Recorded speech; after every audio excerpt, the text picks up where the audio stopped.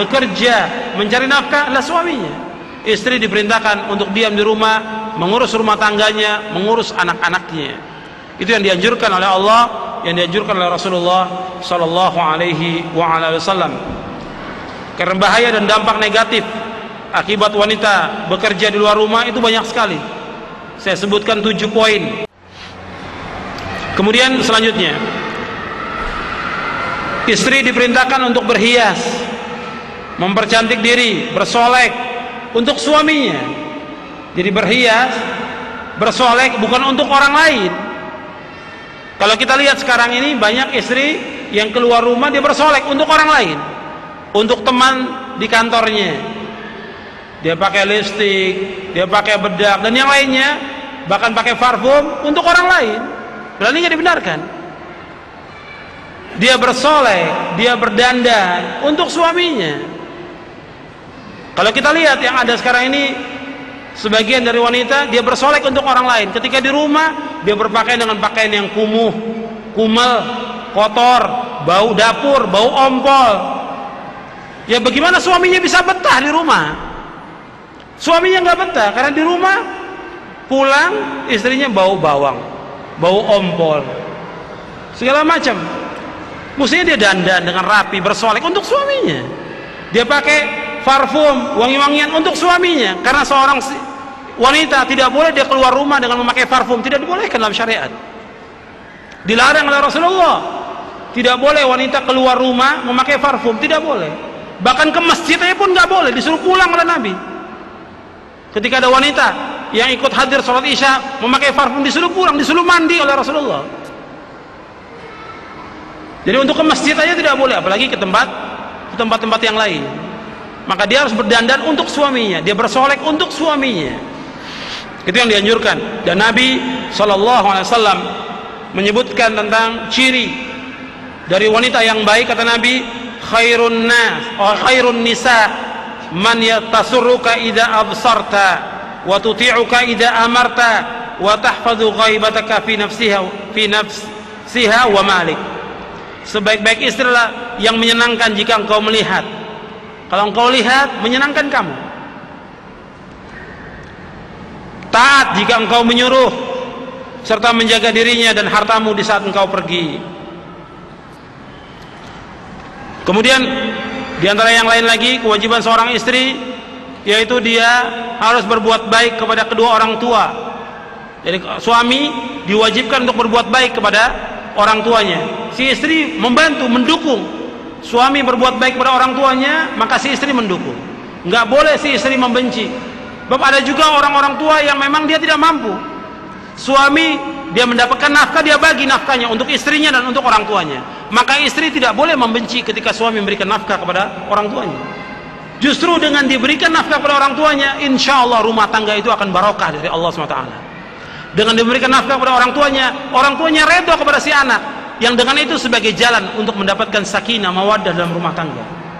Tapi kalau si istri membenci, tidak menyukai orang tua suami, justru akan membawa kepada keretakan demi keretakan dalam rumah tangga. Maka usahakan si istri mendukung suaminya untuk berbuat baik kepada orang tuanya, didukung untuk menyambung silaturahmi, karena dengan silaturahmi itu akan diberikan barokah oleh Allah, dipanjangkan umur, diluaskan rezekinya oleh Allah Subhanahu wa taala. Kemudian juga istri diperintahkan untuk menjaga rahasia rumah tangga. Kalau ada masalah, ada muskilah dalam rumah tangga, itu jaga, tutup rapat-rapat, nggak boleh diceritakan kepada siapapun juga. Itu perhatikan itu.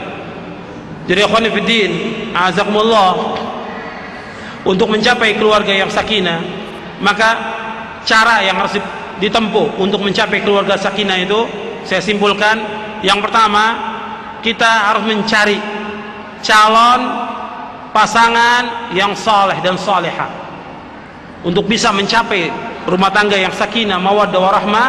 Yang pertama yaitu harus mencari calon pasangan yang saleh dan salihah. Nabi menyuruh kita untuk mencari yang beragama.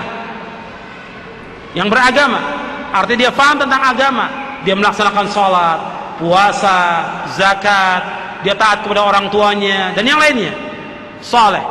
Begitu juga yang perempuan yang salehah dicari. Bab jalan untuk mencapai sakinah dalam rumah tangga itu ini. Yang kedua, untuk mencapai sakinah, mawaddah warahmah, maka cara ketika dia mengadakan pernikahan, tujuan dari akad nikah itu harus tujuannya untuk menegakkan rumah tangga yang islami. Tujuannya harus jelas. Tujuan ketika menegakkan rumah tangga itu harus tujuannya menegakkan rumah tangga yang islami, untuk mencapai keridhaan Allah, untuk meningkatkan ibadah kepada Allah SWT. Kemudian yang ketiga harus memenuhi hak dan kewajiban suami istri. Yang ketiga harus memenuhi hak dan kewajiban suami istri, seperti yang tadi saya sebutkan. Kemudian yang keempat harus saling memahami, karena masing-masing punya kekurangan, masing-masing punya kelebihan. Harus masing-masing saling memahami. Kemudian yang kelima, ikhwani fiddin, a'azakumullah, ketika terjadi keributan dalam rumah tangga, ingat, yang namanya rumah tangga itu nggak mungkin selamanya mulus, tidak mungkin. Dan seorang istri juga begitu, tidak boleh gampang mengatakan, ya ceraikan aja saya. Setiap ada masalah, ceraikan saya, pulangkan saya ke rumah orang tua. Kalimatnya jauhkan. Sudah terjadi akad, mitsaqan ghalidha, ikatan yang sangat kokoh, yang sangat kuat, jaga sampai terus supaya utuh rumah tangga ini. Bagaimana caranya untuk islah? Ketika terjadi keributan, jangan gampang mencaci maki. Mulut ini jaga, diam yang terbaik. Yang terbaik diam. Kata Nabi, idza ghadiba ahadukum falyaskut. Apabila seorang dari kamu marah, diam. Yang terbaik diam. Sebab kalau dikeluarkan, terus keluar caci makian, mengungkit, bahkan kalimat-kalimat yang kufur pun akan keluar. Yang terbaik bagaimana ketika terjadi keributan? Islah, ada upaya untuk mendamaikan dari diri kita dan dari istri. Orang berusaha untuk mendamaikan, diam. Kemudian berusaha untuk minta maaf si istri, seperti yang tadi. Di antara ciri wanita di sorga yang dia selalu minta maaf kepada suami, minta maaf. Begitu juga suami, kalau istrinya dia minta maaf kepada istrinya. Kemudian peluk, cium keningnya, minta maaf. Kemudian wudu, sholat. Itu yang terbaik. Tapi bukan terus dipanjangkan sampai berlarut sehari, 3 hari, sepekan, sebulan. Tidak baik. Dan tidak nikmat yang seperti itu. Maka harus ada upaya islah. Saya sebutkan, apabila terjadi perselisihan dalam rumah tangga, maka harus ada upaya islah, mendamaikan. Yang harus dilakukan pertama kali oleh suami dan istri adalah lebih dahulu saling introspeksi, menyadari kesalahan masing-masing, saling memaafkan, serta memohon kepada Allah agar disatukan hati, dimudahkan urusan dalam ketaatan kepadanya, diberikan kedamaian dalam rumah tangga. Doa kepada Allah, mohon. Karena yang memegang hati manusia semuanya adalah Allah. Yang memegang hati makhluk semuanya Allah SWT. Yang bisa menundukkan hati suami, yang bisa menundukkan hati istri hanya Allah SWT. Maka disebutkan, ya muqallibal qulub tsabbit qalbi ala dinik. Allah yang membolak-balikkan hati. Maka tetapkan hatiku dalam agamamu. Mohon, ya Allah, perbaiki istri saya. Ya Allah, perbaiki suami saya. Satukan hati ini, damaikan rumah tangga ini. Terus mohon kepada Allah, insya Allah akan kabulkan. Jadi apabila masalah antara suami dan istri semakin memanas, hendaknya keduanya saling memperbaiki urusan keduanya, berlindung kepada Allah dari syaitan yang terkutuk, meredam perselisihan antara keduanya, serta mengunci rapat-rapat setiap pintu perselisihan, dan jangan menceritakannya kepada orang lain. Jangan ceritakan pada orang lain, karena orang lain biasanya akan menambah api permusuhan dalam rumah tangga itu. Makanya tutup rapat-rapat. Jadi apabila suami marah sementara istri ikut emosi, hendaklah keduanya berlindung kepada Allah, berwudu dan sholat 2 rakaat. Apabila keduanya sedang berdiri, hendaklah duduk. Apabila keduanya sedang duduk, hendaklah berbaring. Atau hendaklah salah seorang dari keduanya mencium, merangkul, dan menyatakan alasan kepada yang lainnya.